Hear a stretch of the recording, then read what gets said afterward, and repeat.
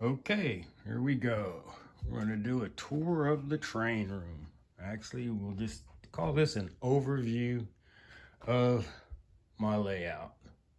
Some of my subscribers have asked for this. I've probably shot this video 30 times, but today this one gets published. Alrighty, so this is train work. I go by Ed. There's a lot of Eds out there with channels, by the way, in case you haven't looked around or paid attention. All right, so this is my layout. It fits in a spare bedroom. Its size is 13 by 13. You can see I've got the blinds going up right now, remote control shades. These windows face east, so that's where I get a lot of that nice light from. The layout is Kato Unitrack. Why Kato Unitrack? I've been a nomad my whole life, and it fits. You can break it down, put it together, and the stuff is bulletproof. I don't know about the N scale. Seems like you guys have a few issues out there, but as far as the HO side of the house goes, Kato Unitrack's pretty good. The system is powered with a Digitrax, I think it's a DCS 210. I run the 602 wireless throttles. Also have the little one there, like that one a lot. This would be my wall of shame. These are just all the instructions for all the different manufacturers' engines. Atlas, MTH, Rapido. You know, after F2, the horn, F3, there's no telling what's programmed there. All right, so this layout doesn't exist. Actually, this is Puckster's gap. Okay? Puckster's, if you don't know what a Puckster is, in World War II, there were people with what they call plotting rods. And you've probably seen this in the movies where they're moving the pieces around. Well, that's what I did for a living for a short period of time. I was a Puckster, except in the digital age. And this is what I'm doing here with this layout. I'm moving things around. So welcome to Puckster's Gap. To the north, that's Harmony. All right, this is one of the destinations that these trains run to. And then here to the south, all right, this is going to be Turmoil. And there are two terminals there, okay, two hubs. There's a big hub here at Harmony, and there's a big hub down at Turmoil. And then there's a stretch of track that stretches between the two, and in between the two is Puckster's Gap. Okay, not a whole lot going on here. Okay, we've got a refinery on the south end of town. These guys keep folks busy. We have tankers moving in and out all day. This is the pit. It can handle one of the modern tank cars or two of the 40s. And you can switch them right now. I've got an old cotton belt with a brand new tank car in the pit for leak checks. All right, so from the pit, we've got some land in between the refinery and our commercial district here. We've been trying to get this farmer to sell. Ain't happening. The refinery will get to him one day. I'm pretty sure he's going to give up that property. Everybody knows how junkyards start. Somebody parks something there, and then the next thing you know, everybody parks something there. And then we've got our resident antique steam locomotive. That is my original Western Pacific steam locomotive, DC. I think she's an old Bachman. Still runs. Still runs. This piece of property right here can become anything. If you've seen some of the older videos, there's been everything from a switching tower. I think I had a water tower there at one time. A little bit of this and that. I'm always changing things on the layout, so nothing ever stays the same. All right, as we move to this little piece of the layout here, this is a fuel service facility garage with their office. Now, I know things look a little older here, okay, with the office and the maintenance facility, but the pumping station's new.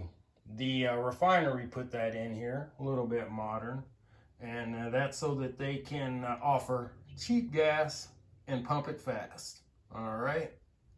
Okay, and across the street from the gas station, actually, this would be the cornerstone of the layout. This is Mike's Freight Transfer Company. Okay, so Mike's has been here the longest. Next to him is Valley Lumber. Okay, they've been here for a little while too. And then we've got Peterson. If anybody's paid attention, Peterson used to be over here, but it was obstructing my view, and so I've moved it here. And one thing, if you notice, I'm always moving things around. Next to Peterson's, that's a beverage distribution. Okay, they have the contract for pretty much everything. Whatever you want to drink, they got it. Okay, all the way in the back corner, those are the power plants, generating the power primarily for the refinery. So when the refinery got built, the refinery needed more power, and so the folks of Puckster's Gap got a new refinery. And that's plants A and B. B is the green one. In front of that, that's just an old abandoned structure. It really doesn't have any worth in life other than I think it looks pretty good there. Okay, now, this is City Contractors. They're another transfer company. Remember Mike's Transfer Company? Yeah, they were here first. And then the City Contractor guys came in. Of course, you know, bigger operation, all that good stuff. Mike still gets some business, but not as much as he used to. All right, in the background here, this is an open lot. Don't know what I'm going to do with it yet. I really want a stockyard, but I don't know if that's going to fit. Well, what I really want is a runway, but I know that's not going to fit. So while I think about it, we'll just let it be. Don't know what that building is over there. It's just a building taking up space. On the back side, we've got a switch tower, water tower, under demolition back there next to the power plant. And then my experiment right now, this is going to be the road into Puckster's Gap. I have some old slot car track, and I'm thinking it's going to work out all right. I've got some plans for it. You guys will just have to stay tuned to see what this becomes, the road here into town. All right, we got the guys over here working the transformer. Okay, electrical substation. That's what they're building here. If you look at some of my older videos, you guys are going to probably hear me say that a lot. The substation was sitting there. It's under reconstruction, so to speak, putting a fence, doing a little weathering to it, changing that up a bit. We've got a switch tower here. Then we've got the Warehouse 13 folks here. They can run transfer operations as well. Mostly they store stuff for city contractors, and these guys kind of just move things back and forth. Now, one thing I didn't point out, okay, we got Mike's Freight.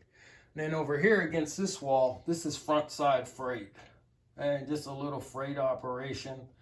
You know, working things that come in and out.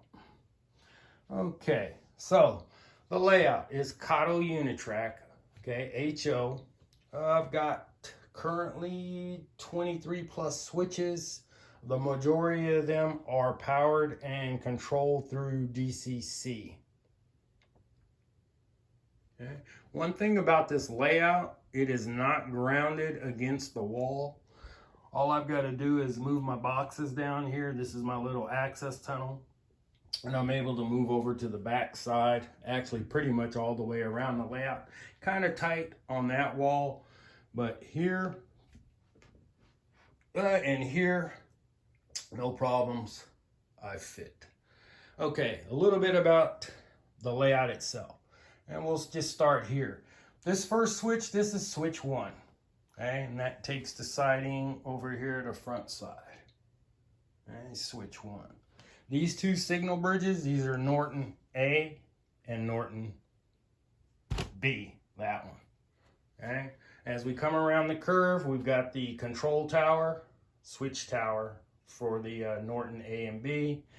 This signal bridge is controlled by the folks at City Contractor whenever they release engines. The water pumping station here on the front side. Then coming around, we get over here. This is going to be Diana, okay, here in front of the diner. Okay.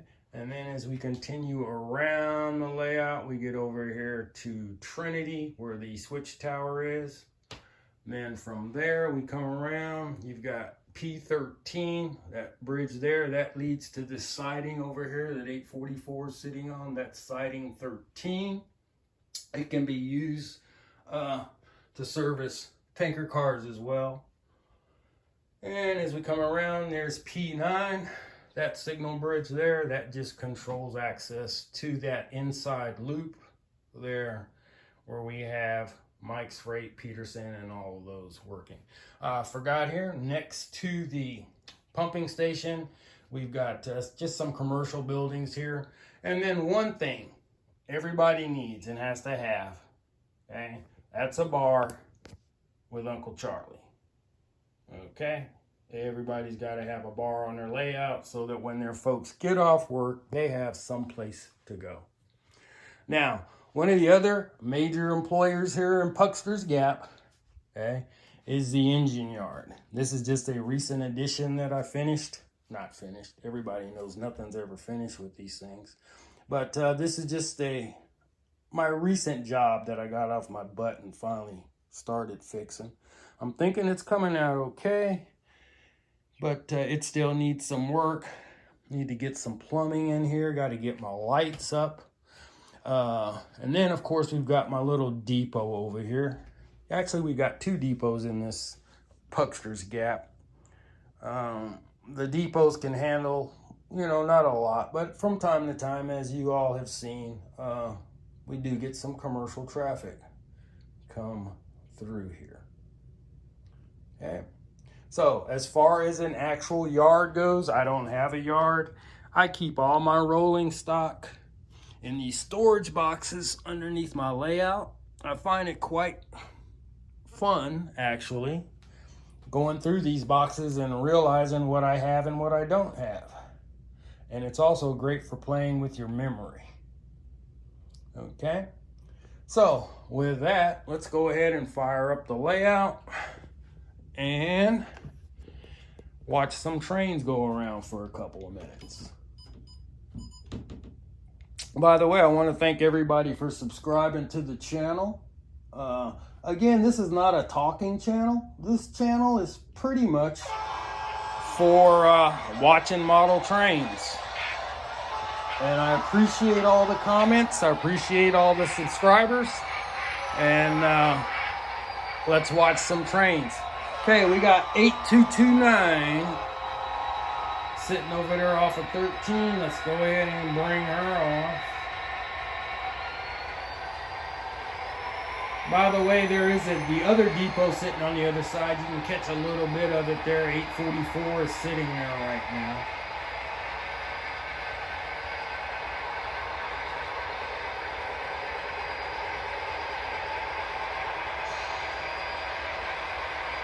These backdrops are off of Amazon. The lower backdrops that you see over here in the refinery, those are from Train Junkies. Okay. By the way, that signal bridge back there, that's going to be Trinity and 3013. Where are you at? There you go. She's rolling.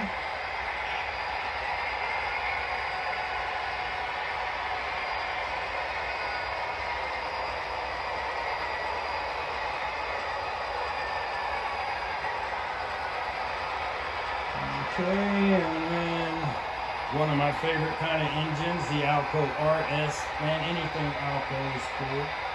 Okay, where you at? 5498. You gonna go for me?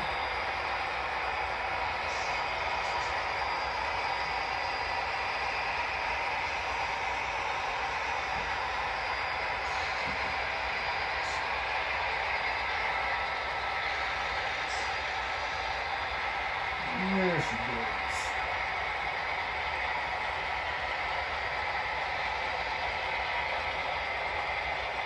So there it is, pretty much in a nutshell, just a quick overview of the layout, what you're kind of looking at. If you have any questions, put them in the comments down below.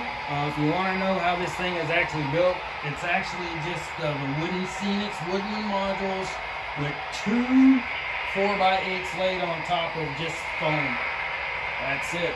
No, none of that serious bench work here. One of the agreements I had with the wife was I've got to be able to tear this thing down and recover this room at a moment's notice. So, part of the thought process there.